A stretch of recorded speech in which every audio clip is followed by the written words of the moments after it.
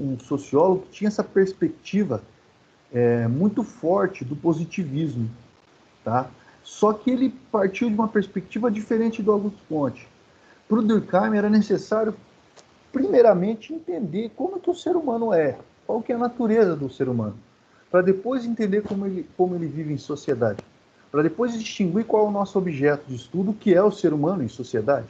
Né? E aí ele foi investigar exatamente essas questões, de como que o ser humano é em relação aos outros animais, como que o ser humano é e o que nos distingue dos outros animais. E o Durkheim percebeu muito bem, galera, que nós, bem como qualquer outro animal, somos selvagens.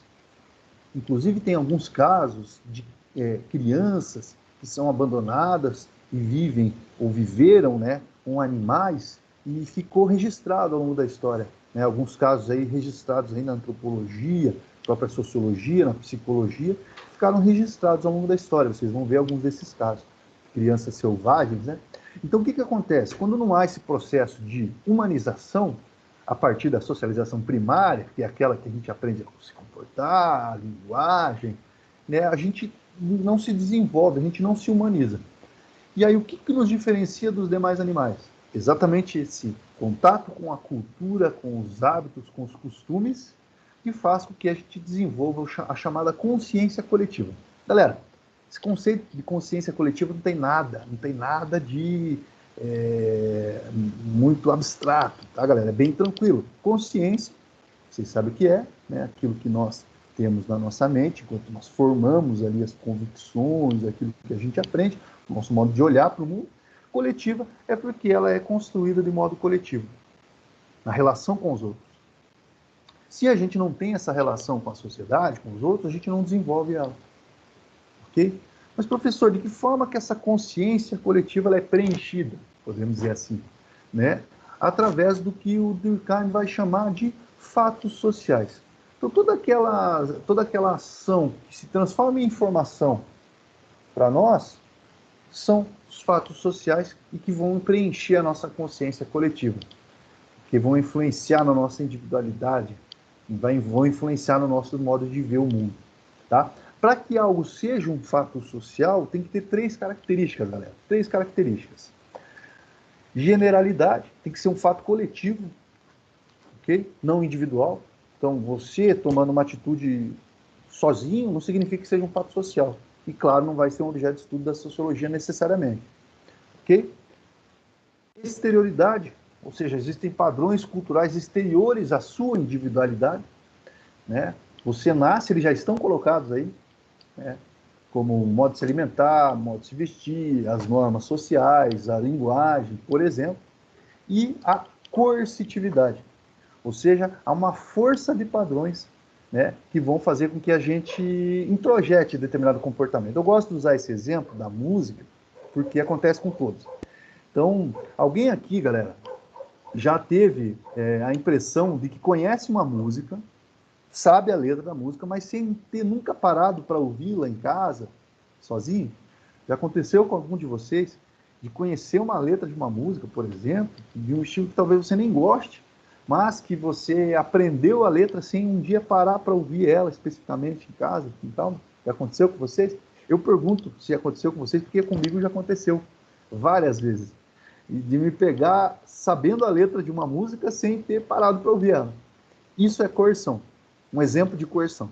Então, onde a gente vai, por exemplo, né, a gente tem contato com aquela música, onde a gente frequenta um determinado ambiente e aí, de repente, está tocando aquela música, você vai introjetando, né, você vai aprendendo, mesmo sem ter parado.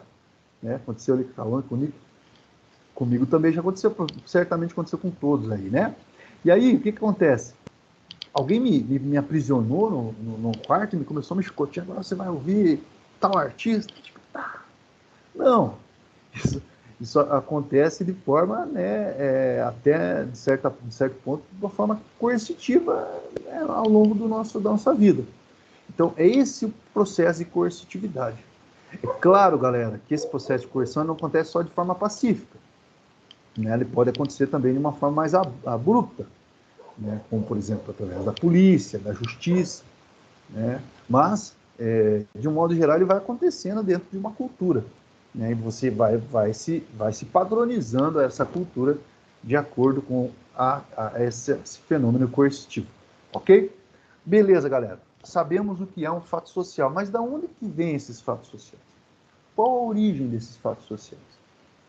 Essa é a segunda questão que a gente vai fazer. E o Durkheim vai alertar que os fatos sociais acabam surgindo de um outro ponto. Já vamos chegar lá. Eu retirei um trecho da obra Regras do Método Sociológico, do M. Durkheim, para a gente interpretar, beleza? Então vamos interpretar aqui, depois a gente segue. Durkheim. Eis, portanto, uma ordem de fatos que apresentam características muito especiais. Consistem em maneiras de agir, de pensar e de sentir exteriores ao indivíduo, e que são dotadas de um poder de coerção em virtude do qual esses fatos se impõem a ele. Do que ele está falando aqui, galera? Dos fatos sociais. Ok? Percebo ali, exterior ao indivíduo, coercitivo, dotado de um poder coletivo. Por conseguinte, eles não poderiam se confundir com os fenômenos orgânicos, já que consistem em representações e ações. O que está dizendo aqui, galera? Não é biologia. Não é biologia. Nem com os fenômenos psíquicos, os quais só têm existência na consciência individual e através dela. O que ele está falando aqui não é psicologia, não é um fato tão somente psicológico. É algo coletivo, é algo social, algo que vai além disso. Ele está distinguindo, ele está falando, olha, não é biologia, não é psicologia, sociologia é diferente. Esses fatos constituem, portanto, uma espécie nova, e é a eles que deve ser dada e reservada a classificação de sociais. Dizendo que o objeto de estudo da sociologia é algo novo. Essa qualificação lhes convém, pois é claro que, não tendo o indivíduo por substrato, eles não podem ter outro senão a sociedade. Seja a sociedade política em seu conjunto, seja um dos grupos parciais que ela encerra. Ele está dizendo aqui, ó, como não depende do indivíduo, esses fatos, depende da sociedade, esses fatos vão surgir desses grupos, que são nada mais que as instituições sociais, tá, galera? Confissões religiosas, escolas políticas, literárias, corporações profissionais, etc. Religião, escola, trabalho, Estado, enfim.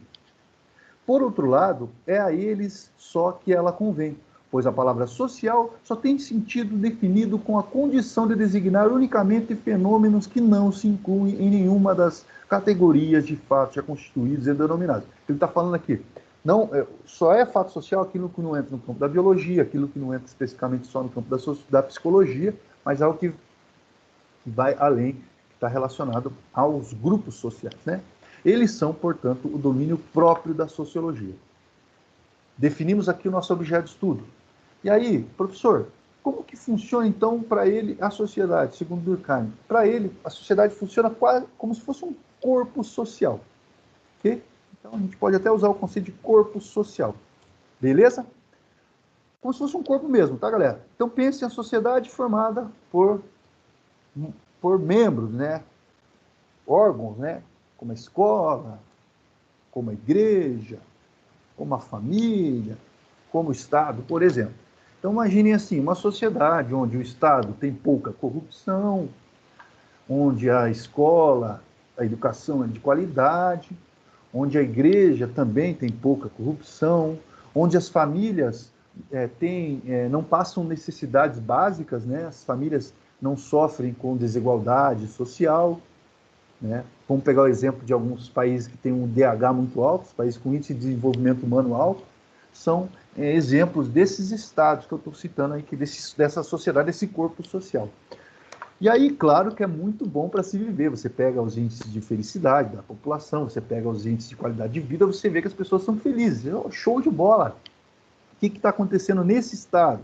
O que ele chama de coesão social.